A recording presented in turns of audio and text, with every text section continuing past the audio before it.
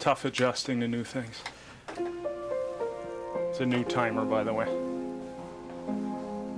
There was room in the budget.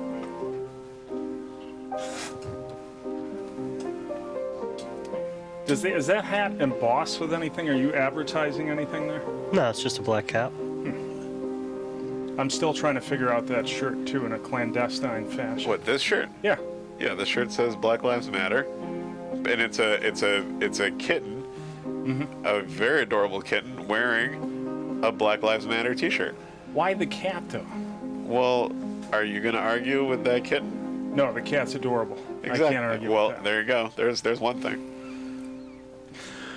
Welcome to Big Words I Know by Heart, a program of rants, raves, faves, pet peeves, personal vendettas, celebrity interviews, and anything else we can fill the half hour with. My guest today has become the driving force behind Rochester comedy in the last 6 years, hosting multiple weekly showcases and stand-up open mics, including Comedy Cocoon at the Bug Jar and Backdraft 2 Laugh Draft at the Firehouse Saloon. He also hosts the comedy variety show Almost Tuesday on WAYO 104.3 FM, as well as his own podcast, My Minute with Andre. He's worked with national and touring comedians Chris Kattan, Kevin Meaney, and Brandy Posey. I am pleased to welcome Mr. Woody Battaglia. Yeah. Thank you so much for having me, Tom. Thank you for being here. And Henry. Hello. Joining us again in the co-host hot seat is a man who went through the Kubler-Ross 5 stages of ego death, Mr. Henry Gale. Hi, I'm back. Will you regale us with that story, Henry Gale?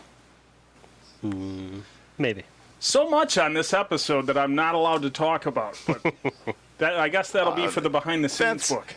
I would say if you want to talk any kind of like Rochester versus Buffalo, I'm happy to talk about that. I look back at old messages we had, and it seemed like you were trying to set me up to have a show where Rick Matthews and I were going to sit here and yell at each other like Crossfire or something. I didn't have anything to do with that. Rick just ran away with it, and all of a sudden it turned into a... You like sort of said a thing. You said like, oh, we could do, and I was like, not that interested. Because you know what? Because here's the thing. I like Rick Matthews, and I like his comedy, and I like a lot of the things that they're doing in Buffalo, and their scene is very robust, and for a long time they were beating the pants off of us, like with the amount of comics who were dedicated and really making the thing happen every week, and their talent pool really deep. And you were saying that's kind of dropped off lately in Buffalo? I'm saying that the pendulum, that we're trying to catch up. And I think that we're doing okay right now. But there was a time period where a bunch of our talent, we had kind of a comedy brain drain happen. A bunch of our talent had left for the big city, whichever the big city might be. Because when I started, things were pretty hot, and Buffalo didn't have as much going on, and Helium hadn't even opened yet when I first started doing stand-up.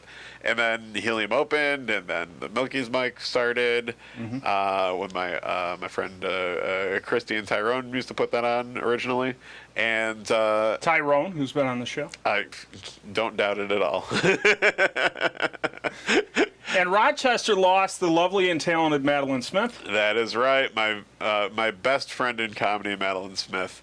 I was just talking to her yesterday about her appearance on your show because I rewatched it.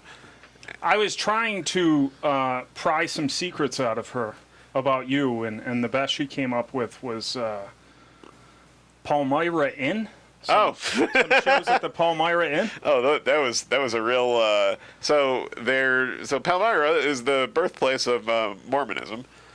If you want to call it that. The church. Little known fact. The Church of Jesus Christ of Latter-day Saints. That's where the golden tablets were first unearthed, if you believe the stories. The seal, the helmet, all that. Yeah, all that stuff. Spear and magic helmet. Joseph Smith, et cetera, et cetera, et cetera. Yeah. That's where the Hill Cumorah pageant happens every year. Wasn't he a con man beforehand? He was arrested for being a con man. One could make an argument that he was a con man the entire time. That's true. That's true. I don't know if I want to. Whatever. I have Mormon friends. I'm very happy to have them, and also all religion is suspect in the ways that all religion is suspect. It's Mormonism gets a rap. Well, I mean, they did have some racism happening for way too long. All major religions seem to have some sexism happening, if not a lot. True. And so, I don't want to pick on the Mormons any more than I would pick on anybody else. They're the new kid on the block. Them and, Scientology. We all know Scientology isn't real. Yeah, I have no problem saying that Scientology is total bullshit, and that if you're a Scientologist, you belong to the world's richest, most modern-day cult. And, consider your choices. Mm-hmm. Shop around when you're looking for religions. Yeah. Have you considered the Church of Jesus Christ of Latter-day Saints? The thing I'll give the Mormons is that it is the first fan fiction religion. Outstanding. Well, so was Scientology, too. I didn't think we were going to get into this. Do we? I was going to tell a story about the Palmyra Inn, to be honest with you. You were just taking the long way around. Yeah, that's kind of how I do. Okay. So, the Palmyra Inn, they're there to service the influx of Mormons every year who come for the Hill Cumorah pageant. It's sort of like their pilgrimage. Mormons will come to the thing, and so there's a big fancy hotel there, fancy-ish, but it is, it's run by Mormons, and there was a woman who was working with them to promote their hotel, doing like marketing stuff for them, and she was a comedy fan. She's like, you know what, you should have some comedy shows here, and and try to get the local people to come to the comedy shows, and then offer hotel room deals and whatnot, and like dinner and whatever. Mm-hmm. And so Madeline knew this lady in somewhere. The lady looked her up online, found her website, contacted Madeline, was like, hey, can you bring a bunch of comedians to do a show in Palmyra? And we were, for a few months, for 3 or 4 months, we were going up there a couple of times a month to do shows for 10 to 20 people in one of the conference rooms at the Palmyra Inn. Some of them were just regular Palmyra townies, but most of them were Mormons, and the people who were helping us put on the shows were Mormons. The lady who originally hired Madeline was not a Mormon, but she was in with them. And in with the Mormons. It sounds... It's not nefarious in any way. She had an in with the Mormons. She paid off a Mormon. She was sealed with the temple. Yeah, she infiltrated. Confirmed. Yeah, she was passing. No, that's not the situation at all. Well, it was weird because there really wasn't any money, but we were all super hungry for a stage because they were offering hey, why don't we do a show for 2 hours where 4 comics do half-hour sets, which is not how you do comedy shows. Not typically. No comedy show should be longer than 90 minutes without a huge intermission or something like that. You just can't. You can't expect people to sit for that long. And comedy is a participatory sport in a way. It's interactive. So you the audience are required to do stuff like laugh and clap. And so how were they as a demographic? They were sometimes good audiences, and they were sometimes not so good audiences. There was one show that sticks out where I, in particular, brought people to this, and most people declined, and it was on the afternoon on a Friday. People were arriving for the actual Hill Cumorah pageant. This was after we'd been there for a couple months. Mm-hmm. And it was it was a family-friendly, Mormons-only, and literally, so there were infants, there were toddlers, there were little kids, there were teenagers, there were adults. So there was all the material that you can normally do, and then you could do that much. Yeah, there was virtually nothing that I felt like I could do. So I went up there and I improvised fart jokes for kids. Fair enough. That is what I did. Isn't it funny when Dad farts? For a half an hour. Oh, Dad will never admit to fart. Dad probably blamed the farts on Mom. That was what I was doing. And we're just there, and there was just one lady with several small children sitting in the very front with her arms crossed, just watching us like a hawk, just waiting for something to be upset about. You could tell, she was just that kind of concerned mom. And that's not tense at all. I don't even know why she was in the room. It's so weird. It was as if everybody, it should have been a clown. I don't know, a kid's magician, a kid's musician, a guy with an acoustic guitar singing Christian songs. I don't know, but horse riding. The idea that this lady that we were working with, her name was Trish, and Trish was convincing these Mormons that what they really needed was comedy. And we went and did it. We went and did it because we were dumb. It was like 3-4 years ago now. We were all a lot newer in comedy. Me and Madeline, my friend Malcolm Whitfield, Adam Stringer, Jay Falk. We were all out there. We were just. It was nuts. Do you consider yourself a seasoned veteran now? I'm doing about as much as you can do right now. With the time allowed. With the time that I have in a week, I'm doing about as much as I possibly can. And as are you familiar with Mike Watt, the bass player? The band, I'm not. The band Minutemen. I've heard of them. The hardcore band from the 80s. Okay, so Mike Watt says that everything is either a gig or a flyer. So you got the gig, and that everything else you do is a flyer to try to get some people to go to the gig. Now that means actual flyers, and that also means this right now. This is a flyer. Don Johnson would agree with that as well. All I'm trying to do is get people to sit in seats for live stand-up comedy. You are a bringer. Yeah, you got it. I'm beating the streets all the time, trying to get people to come do a thing, and that's everything. I mean, like Mike Watt would say that the album was the flyer to get people to come to the gigs. Like he didn't care about the album nearly so much as the live shows, because he felt like that was where you had the potential to really reach people, and it was the best way at the time for them to make money, and it's still the best way for bands to make money, and for comics it's the only way. So, well, should we get down to the questions? Oh, sure. What's the question? Were you surprised or validated by the standing room only success of this year's models last month at the School of the Arts? And is there a reason why you didn't include me in the lineup? Okay. I'll take the second part first, quiz show style. Mm-hmm. And will you phone a friend? I'm not going to phone a friend. Okay. I was hoping that that Martin Scorsese, the chairman of Geritol, had made sure that I got the answers in advance. But okay, so yeah, I've never met you. I was referring, of course, to the article you wrote about. Really, I know. Okay. I'll deconstruct it. Oh yeah. Please deconstruct. I wrote a thing. Tell him about it. I want to know what you think. He wrote an essay about people not bothering him about why they weren't on particular shows and his reasons why. Some were serious, some were silly. Yes. And it was informative and entertaining.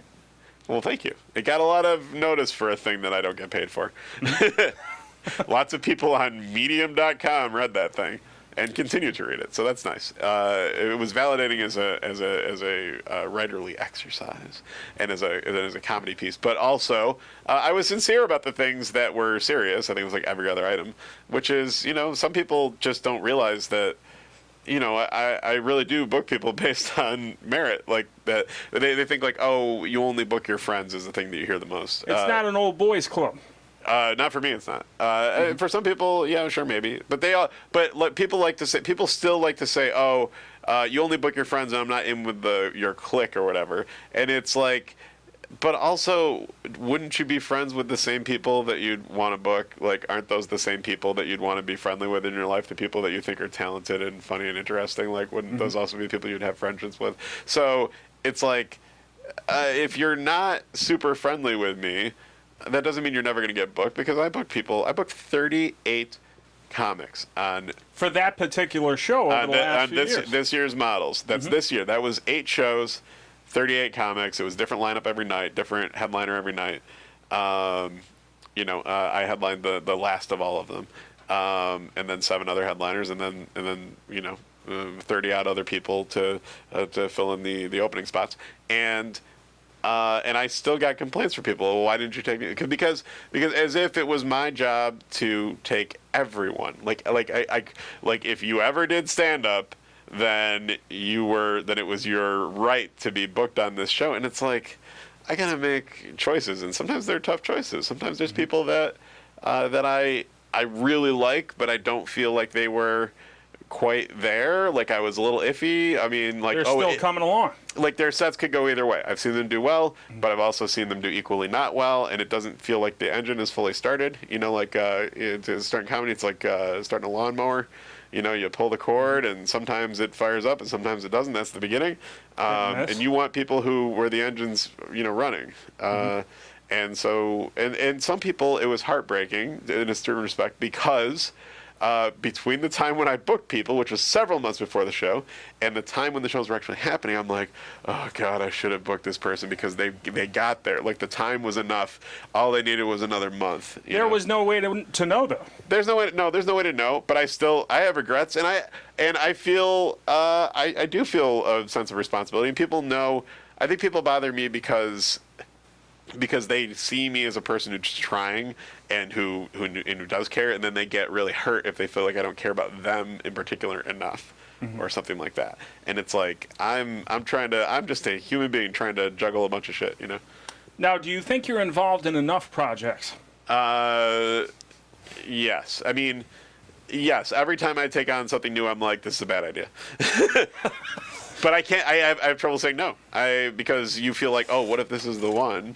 What if this is the project that I should be doing? This could be the one that hits. Right. This could be the one that hits, or it could be the one that's the most fulfilling, or the one where it's like, oh, this is the one that is the most in line with what I started out to do, or something like that. Like oh, the best realization, the best use of my particular skills, the best fit. And a lot of times you don't know until you do it. And also, I just make myself. Also, you got to help people with their. You got to help people with their projects. Like you help other people. They with help their you. stuff. You help them. Yeah. So on and so forth. Somebody invites me to go on their Buffalo YouTube show, then I definitely do that. Thank you. Would you describe My Minute with Andre as upper middle concept, high concept, or Peter Gabriel level concept with overarching plans for a theme park, lunchboxes, and claymation cover album box sets? And do you ever feel restricted by the format? It's a brief question. It's way up there. It's very high concept. It's Peter Gabriel. Maybe, I mean, if I had more of a budget, then we'd really start gilding the lily, I guess. But I do feel constrained by the process to a certain extent, but also there's something about being put in a little box that gives you a kind of freedom as well, which is the same reason why when we do the radio show, there's a theme every week, and then the theme keeps you in, like, it narrows your options to the point where you can make real choices that mean something, rather than it's the difference between looking at a completely blank page and looking at a page that says, story about cats. It's like, well, yeah, it's like, yeah. Oh, well, cats, I have thoughts about cats, but like before I had anything, I mean, the hardest thing that we do for the radio show is to come up with a theme every week. And every week I'm like, oh, what's it going to be? But in the end, it doesn't actually matter because you're going to fill it with comedy no matter what. I was entertained too because you still have time to riff with your guests. Yeah. And you still get into some other things while you're going over the source material. Right. Well, and your original question with the podcast is, I thought it would be an absurd thing to do this kind of format with that kind of movie because it's been done before. Like there's like the thing called like the Star Wars Minute where they go minute by minute through the entire Star Wars catalog. Well, it's like that's a huge fan property, and that's like everybody. There are people who will come out of the woodwork to like name all the droids or whatever, right? Yeah. But I thought, wouldn't it be absurd if we got in there and we found out what kind of sparkling water they're drinking in this scene, or if we did research on this weird cultish theater school in Poland that they talk about, or any of the things, or the philosophical arguments what they have in that movie, which really are the things that inspired me as a person in my early 20s to think about the world. Like, are we ourselves, or are we presenting a character for the rest of the world to interact with? Are we just wearing a mask? Do people know if we're wearing a mask or not? Are we actually living our lives, or are we living some sort of meta life? Is reality uniform? Does it matter? This sounds like my last Saturday. This is all nail on the head crazy. for Henry over here. Watch the movie My Dinner with Andre, and then listen to the podcast My Minute with Andre, a podcast in unnecessary detail about the 1981 on iTunes. Also on iTunes, you got it. But yeah, like the idea. There's an idea in the movie about whether you could go to the top of Mount Everest and you can have an experience there, but why should you have to go? And can't you? Why go at all? Can you have an earth-shattering, revelatory experience here in your own home, or as they say in the movie, like the cigar store next to the restaurant. You know. Short answer is yes. Yeah, Henry over here took a heroic dose of something that I'm not allowed to talk about this last weekend. We'll say. We'll say? Roughly LSD. Roughly about 600 to 800 micrograms. It was like the original Operation Dumbo Drop. Yeah, I don't know. I don't know dosages on LSD. 600 to 800 micrograms. Is that wait? It was not intentional. You figure your average dosage is roughly about 15 to 25 micrograms. I think that's the entire busload for the electric Kool-Aid acid test. This makes like Fear and Loathing kind of look like kindergarten. So Henry, I mean, this is some Timothy Leary stuff. So I did some acid. I'm not going to lie. I'm retired, but I've done my share. Me too. I mean, ages ago. I haven't done. Oh yeah. You're still tripping from whenever that happened. Oh yeah. Tripping balls. Could be. You're still going. You'll be experiencing that for years to come. I did some acid near the end of high school and in the first couple of years of my 20s. In my first sporadically. I would say less than all of these fingers experiences. Same here. And I enjoyed it. Actually, I didn't really have a bad experience. I thought it was good. It definitely makes you think about stuff. You reach an age though where you're like, I'd like to function in society, so I'm going to cut all that shit out. Yeah. There's that, and you see people. Most of us do. I used to work in restaurants. I cooked for years, and you see people who are real burnout on whatever their particular thing is. Just done. Yeah, they're done, and that's the only place they can work anymore because restaurants are desperate for help, and it's the Anthony Bourdain pirate ship model. It's a scary crew because you've got ex-convicts, you've got drug addicts, best of the best. And and some of them are brilliantly talented, but they're so unstable that they're brilliantly talented for short spurts, and then you don't see them, and then they come back, or you see them at the next restaurant you work at. They're like, oh, that guy, he's still alive, and how's he still alive? Here he is making an omelet.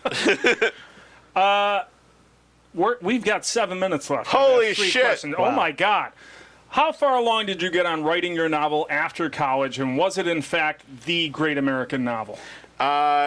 I got as far as writing a few chapters and doing a boatload of research. I still have all this stuff, but it was one of those things. You may have noticed that I do things that seem like they're for a very narrow audience. And this was maybe that audience is out there. Yeah, they're probably of course. The audience is out there for anything that you're going to do. If you do it well, or you do it with a lot of heart, or you apply some skill to it, of course there are people for it. The question is how many.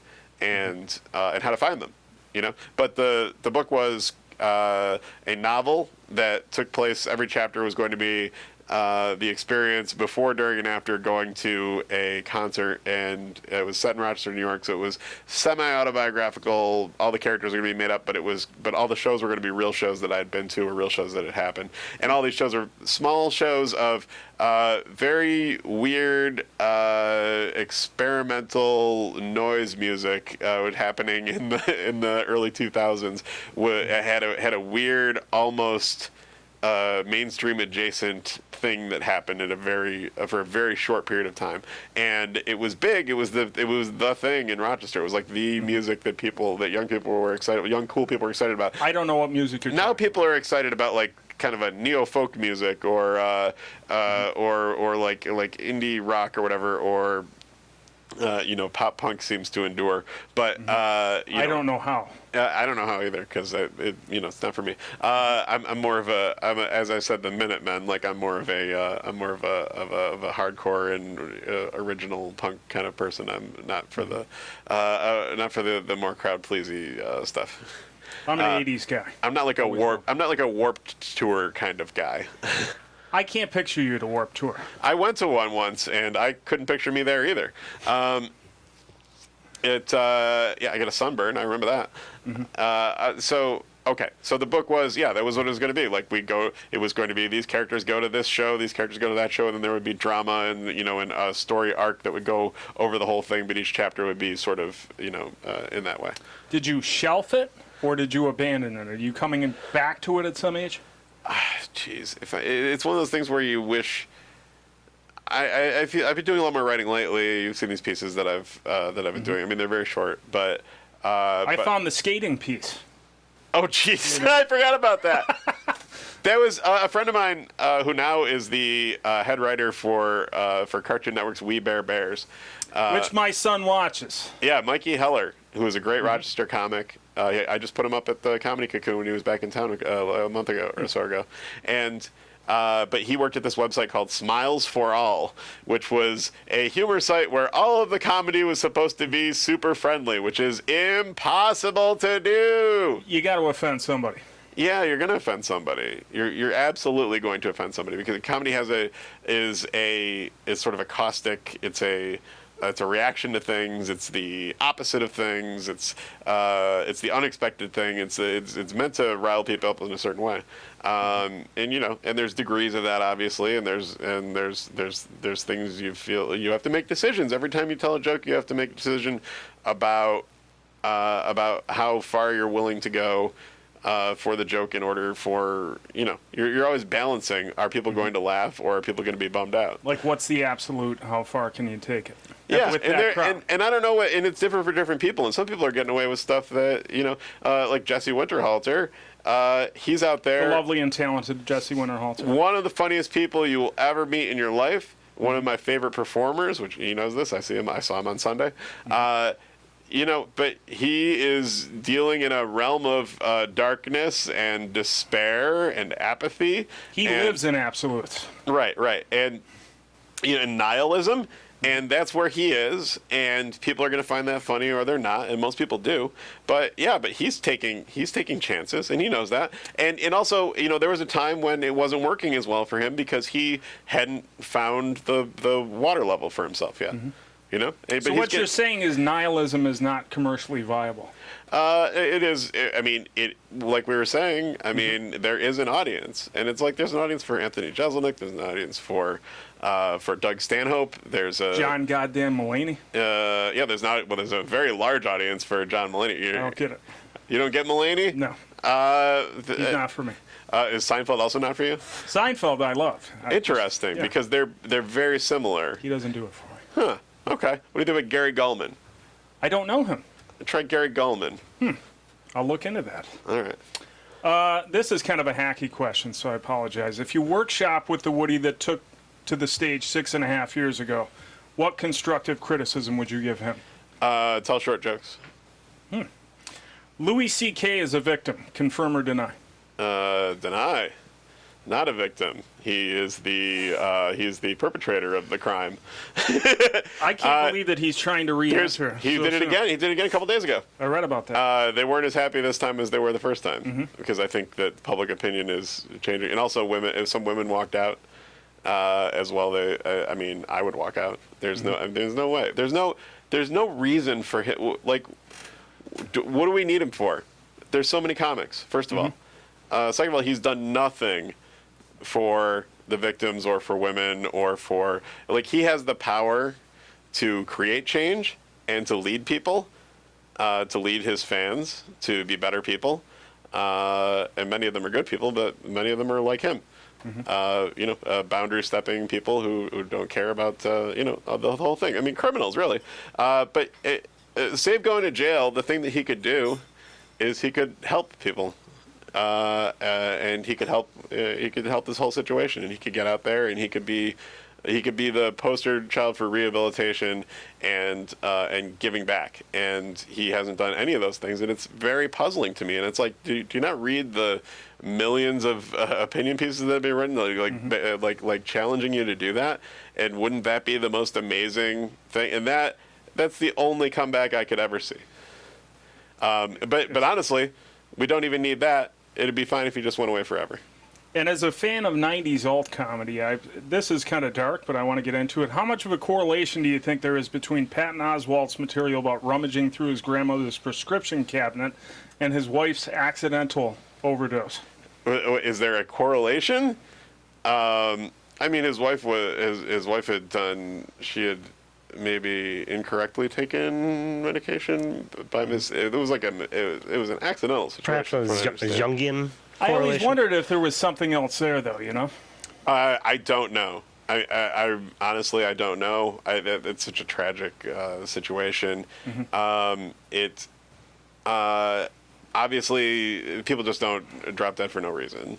But and we have 13 seconds. Holy cow! Oh my gosh! Wow. Wow. Henry, thank you as always for your contribution. Oh, you're welcome. I'm sorry Great to job, end on Henry. death. Yeah, but yeah. Good hustle, Henry. Thank you, Tom.